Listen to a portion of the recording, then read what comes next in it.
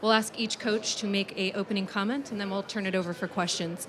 Let's begin with the coaches participating in the playoff semifinal at the Orange Bowl. To my immediate left, please welcome Nick Saban. Coach, welcome. Thank you so much. It's certainly an honor and a privilege for our team, our players, our coaches, the people involved in our organization to be involved in the college football playoff this year. Okay. I'd first of all like to just gonna be congratulate hot right off the top, right? The coaches here with me for the great team and the great year that their teams were able to have.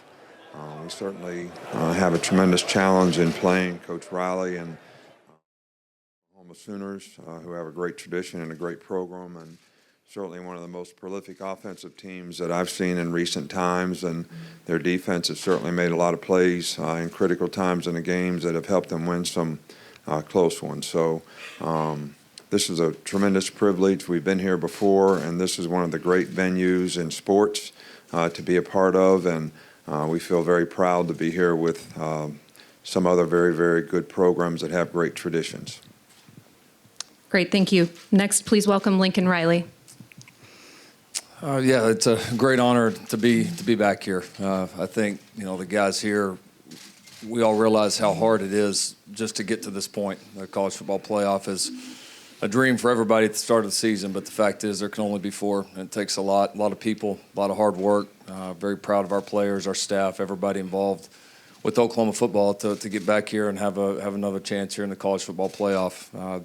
Certainly looking forward to playing, Alabama. They've had an historic run with one of the greatest coaches of all time here in Coach Saban. So we couldn't possibly have any more respect for them, the way they play. Going to certainly be a great challenge, but one that we're very much looking forward to. So thank you so much for having us. We'll now turn it over to the coaches participating in the playoff semifinal at the Cotton Bowl. Please welcome Dabo Sweeney. Yeah, thank you. It's an honor to be back here and represent our team and our staff. This is something that we have a great appreciation for and what it takes to get here. But congratulations to these teams and these coaches as well. We're excited about going to the Cotton Bowl. I've never been to the Cotton Bowl, and I think it was Clemson's first bowl ever, 1939.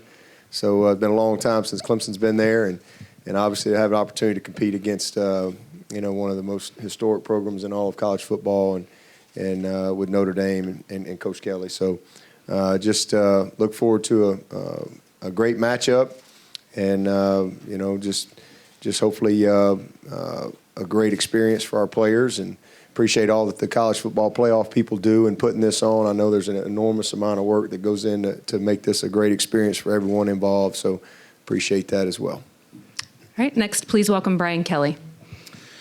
Well, it's certainly an honor for the University of Notre Dame to be part of this great group of coaches and certainly teams. We're the new kid on the block. This is our first time in the college football playoffs, but something that we obviously look towards each and every year. We're certainly looking forward to an incredible matchup against a team in Clemson and a coach in Dabo Sweeney who's been here 4 years, knows what it's like, and we'll have a great challenge. But we have a great respect for all of the coaches that are here. They've done it before, so we certainly look at it each and every year as a goal for our football team. It's a difficult one, but one that we all look forward to in getting to this. So again, a great honor. Great to be with these coaches today, and looking forward to the challenge in front of us. All right, thank you. We'll open it up for questions. Again, please raise your hand and we will get a microphone to you. We'll start here on the far right, please. Coach Saban, Dan Matthews, 6A The Fan here in Atlanta. You seemingly every offseason have to replace coaches, and you've seemed to have success being able to bring in new coaches and have them fit into what you guys try to do inside the building. Why do you think that is?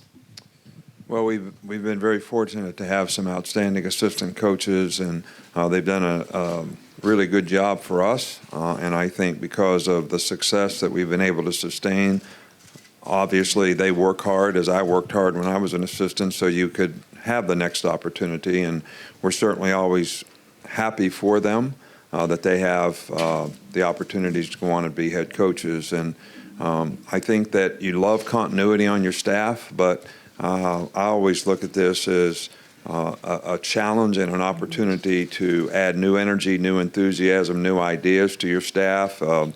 We don't change our program. We don't hire people to come in and be independent contractors and do what they want to do. They sort of have to buy into what we do, but the new ideas, the new energy and enthusiasm that they bring is always very helpful to improving our program. So we're happy for those that get opportunities.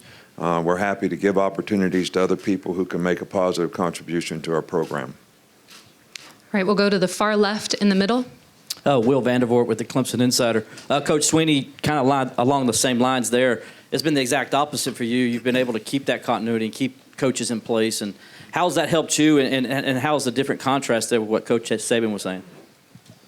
Well, same thing. I mean, you know, we've had really good continuity over the past few years. We've had some change on our peripheral staff and support staff and some things along the way. But, you know, just 2 years ago, Marion Hobby went to be the co-D coordinator, I guess, with the Jaguars. Dan Brooks retired, had been with me from day one, and so it gave me an opportunity to hire Lemansky and Todd Bates and to promote Mickey. So those were guys that had been kind of on our staff in a support role, so created new opportunity for them. And so, you know, it's good, but we've got several guys on our staff that will have opportunities to be head coaches at some point, whenever that time comes. And you know, you hope that you do a good job in preparing them for that opportunity if they want to do that.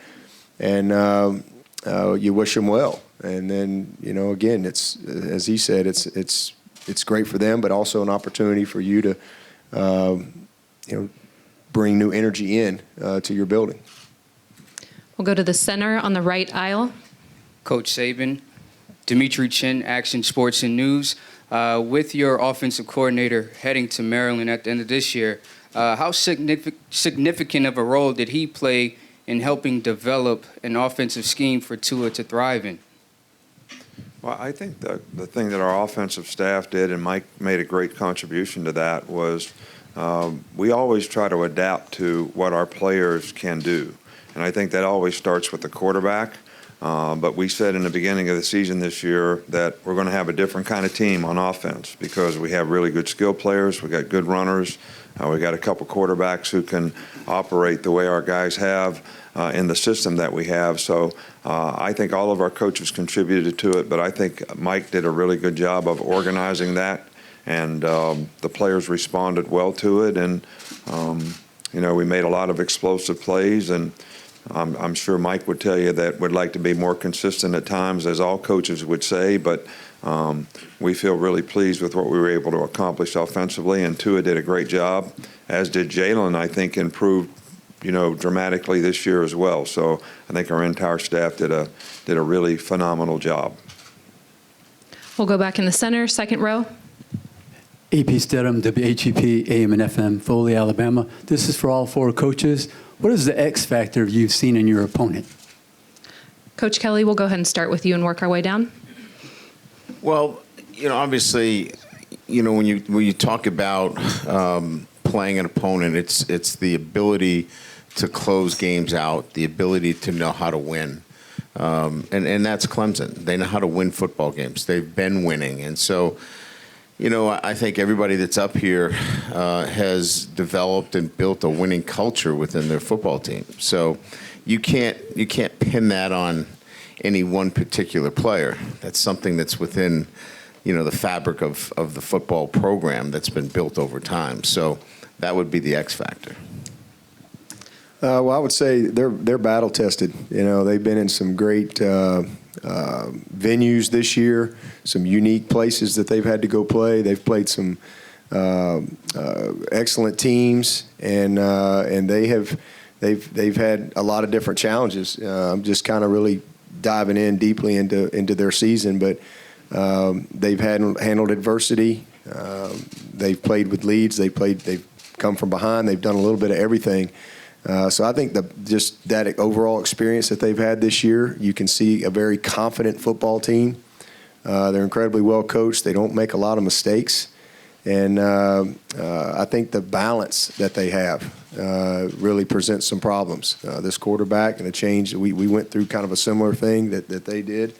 And their quarterback has just grown and grown and grown as the season has gone. So I would just say the confidence and the fact that they're battle tested from the experience that they've had this year, gives them every reason to be confident going into this postseason. Yeah, tough to narrow it down to one when you start to study Alabama and all they do well. The thing I've seen from afar, and I don't want to act like I'm an expert on their program. I'm not in those walls day to day, but you see the unselfishness, in that program. I mean, the most obvious notable example is Jalen Hurts, and how he handled that entire situation. I don't know if there's a coach in the country that doesn't look back at that and say, every kid, every college football player, every young football player out there, every 6-year-old that's getting ready to play the game ought to see that story, because we need more guys like him. And so really impressed with how their whole program, managed, great players at different positions. And then as a team, the obvious thing would be to say that, Alabama's certainly been, more explosive offensively, than they've been in a while. And they've been good offensively, no question. But this group's been different, and they're certainly, fantastic defensively like they've been forever. So great challenge, but couldn't say I could not be more impressed with Jalen Hurts, how he handled that just from afar. Big fan of that kid and how that entire situation was managed. Well, I think that Oklahoma is a team that certainly knows how to win. They've had some great games this year, high-scoring games where their defense has come through when they need to. But I do think this is one of the most dynamic teams that I've seen for a long, long time in terms of the way they play offense. I think, Lincoln does a great job with their players. They've got some really explosive players. The quarterback's an explosive player. They can run the ball. They have great balance. So, I don't know that there's one particular thing other than I think their players know how to win, and they've won a lot of close games, and they've come from behind in games. And this is a team that is as explosive as any as I've ever seen, and it's not. I mean, it's designed that way. It's not like, and I think it's very difficult to stop a team like that. And I think that Coach Riley does a great job, and their players believe in it and execute it extremely well. All right, we're going to go to the very far left on the aisle. Clinton Yates, ESPN. Coach Riley, do you mind telling me a little bit about what it's been like from an experience standpoint, coaching Kyler, in terms of him being, a two-sport guy and, sitting behind Bake and all that? Just what has it been like for have a guy like that in your program and come through and be such a leader on your team? Yeah, it's been a joy. It's been a challenge. I think we were fortunate in the way that it unfolded. First, getting Kyler in his transfer year as he sat, got a chance just to get to know him, his makeup, start to develop the relationship that you got to have between player and coach, to be elite. And then, balancing the baseball and football. The biggest challenge was on him, of course, just to do it. It's hard enough we all know, just to play college football at this level and balance that in academics is remarkably hard by itself. And then you add in a whole nother sport. I don't think people realize the challenge. I mean, every spring practice just about this year, this guy would go through a full meeting, a full football practice. I'd get his reps done 10 minutes early so he could hustle over there and get 5 or 6 swings of BP and then go play college baseball at a high level, traveling back and forth, very few days off. But the kid did it, and we learned a lot from last year. You look at kind of his success. He didn't play much for us football-wise last year. When he did, he played well. But, he had just an average year 2 years ago baseball-wise. And I really think we all learned, us, our baseball staff, and Kyler, on how to manage it, what is too much. And because you've got a thoroughbred like that, you've got to make sure and handle it the right way and set it up the right way. So I think we had a much better plan this year. I think Kyler had a much better mindset coming in, and you've seen the results, obviously, on the baseball field, and then certainly what he's done for us this year has been pretty remarkable. We'll go to the center on the left and the back on the aisle. Dan Moriarty, CNN Sports. Coach Riley, it's very rare to see a school win back-to-back Heismans. If Kyler were to achieve that this Saturday, a year after Baker did, what would that mean? Yeah, tough to describe. It's such a unique moment. When your guy, has a chance to win that. It's been a great thing for our school. We've been very fortunate. We've had 6, and to have a chance to have the 7th would be, really something special. But at the end of the day, the Heisman, goes to a great player, but you got to be on a great team. There's not many Heisman winners on average teams, and so Kyler would be the first to tell you, you're proud of what this team's done, proud of what Kyler's been able to do, and that creates opportunities like this. So it's certainly, I don't want to downplay it. It's obviously a very significant award. It means a lot to our program, would mean a lot to Kyler, I know. But to have a chance to have guys back-to-back, you'd really never dream it. But they'll give those kids credit, give those players credit around them. They've done a great job for a few years and given those guys those opportunities. We'll go to the right on the aisle. Barrett Salee, CBS. This is for Nick. I know Sunday at the teleconference you said it'd be a couple weeks for Tua. Has that timeline changed, and just generally, how is he feeling? No, I think Tua is right on schedule. The procedure they did usually takes 2 weeks for a guy to be able to have any explosive movement, and then they go from there. So we'll see how he progresses from there. But we're pleased with the progress that he's made to this point. All right, we'll go to the center in the back row.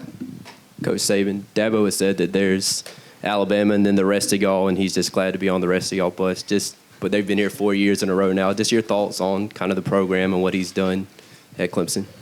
Well, I think Clemson's got an outstanding program, an outstanding team. I think Dabo does, a really, really good job on a consistent basis. They have good players, but their players really play well. They're well coached. They don't make a lot of mistakes. They execute well.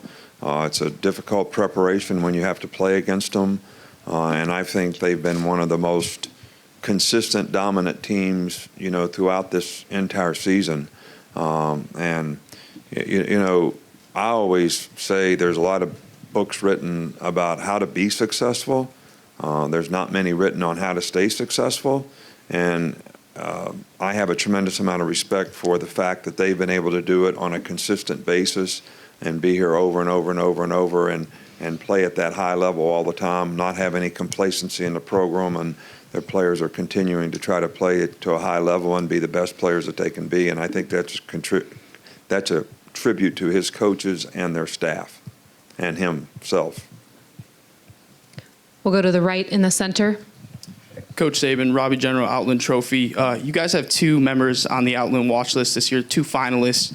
Could you just talk about how Quinnen has kind of developed this year into his role as a bench player last year to being one of the most prolific defensive linemen, and a little bit about Jonah, too, how he's been a leader since day one? Well, I think both those guys are, hard workers, great competitors.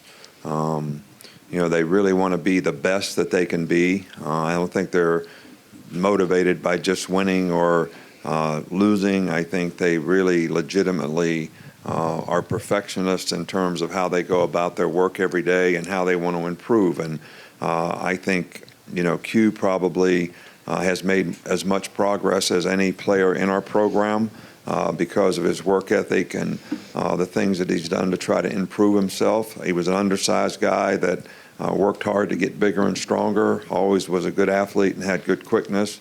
Jonah has started every game, I think, since he's been there with us, and he's a bright guy and really pays attention to detail, and it shows in his play because he's a very, very consistent performer. So I don't ever remember having 2 guys up for the same award.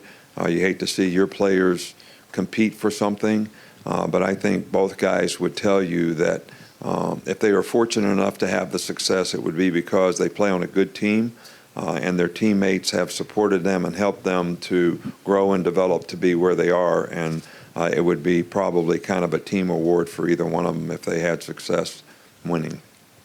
We'll go to the center, second row.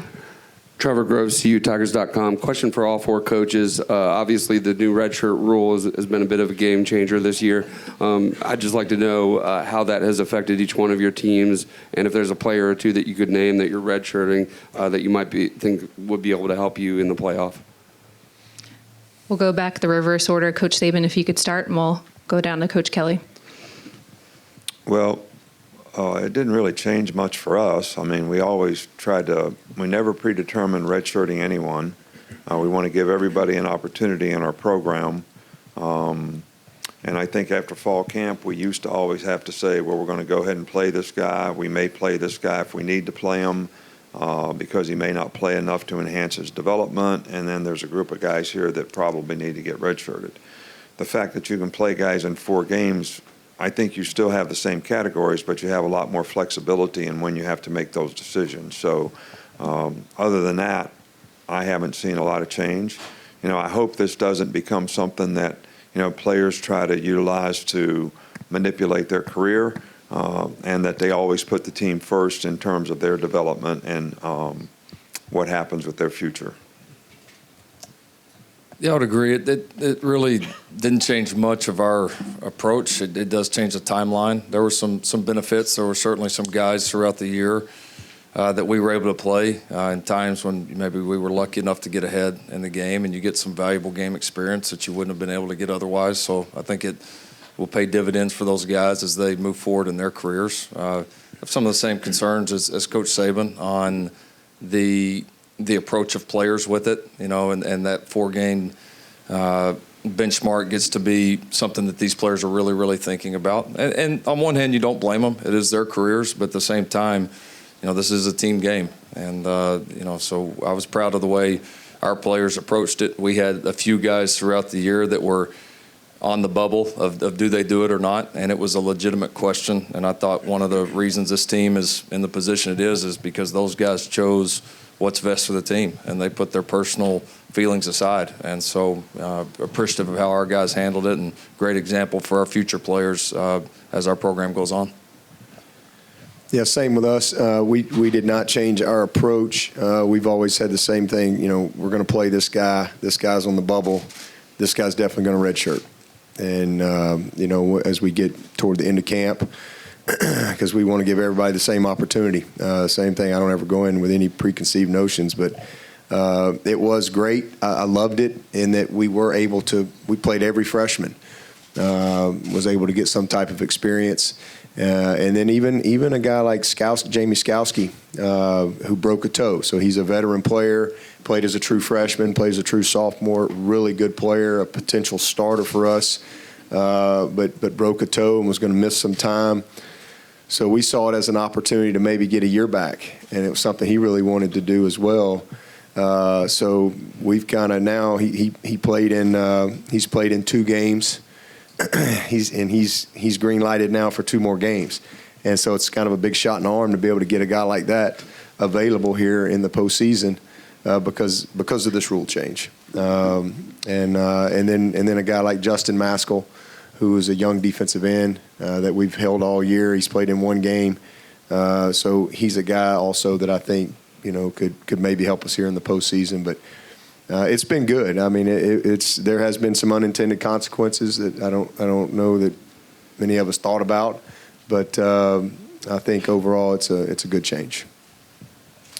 Yeah, I would agree with everybody in terms of, you know, we make most of those decisions, you know, early in the year, and then kind of progress relative to who's going to be redshirting, who's not. But, you know, there are some positives. So we lost a good player in the first game of the year. We'll be able to get him back for this game, and then he'll have, you know, only 2 games and the potential to, you know, gain a year back because he wasn't, you know, redshirted. We played a freshman quarterback that probably we would not have played in mop-up duty.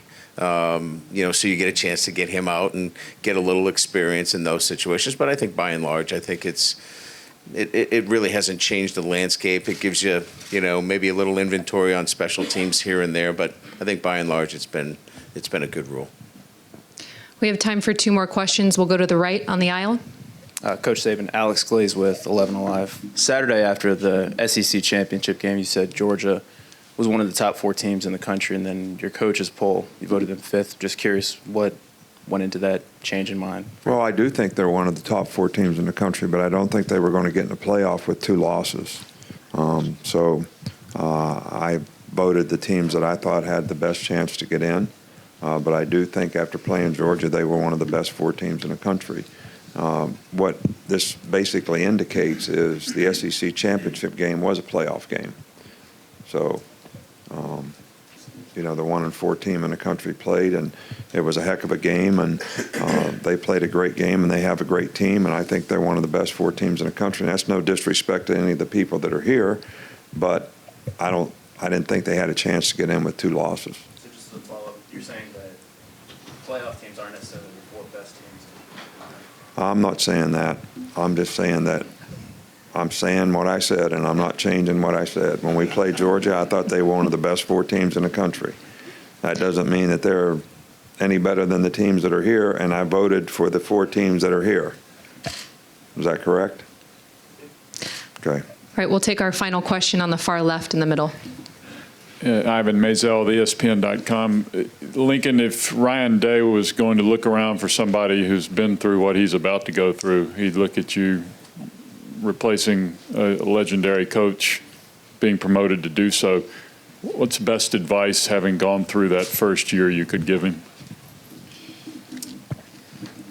Well, I think it's a challenge. I think more than anything, you got to believe in yourself. You got to be yourself. That was the best advice that I got from Coach Stoops when this happened. I'm lucky he was always has been and still is there. When anything comes up that I need to pick his brain about, and that happens often. And I'm very, very appreciative for that. I know in a lot of situations it doesn't work that smoothly. And so you're going to have a lot of great people around you, a lot of great opinions. But at the end of the day, they hired you because they believe in you. And so you need to be yourself. You can't try to be the guy that was there before you or what everybody thinks you're supposed to be.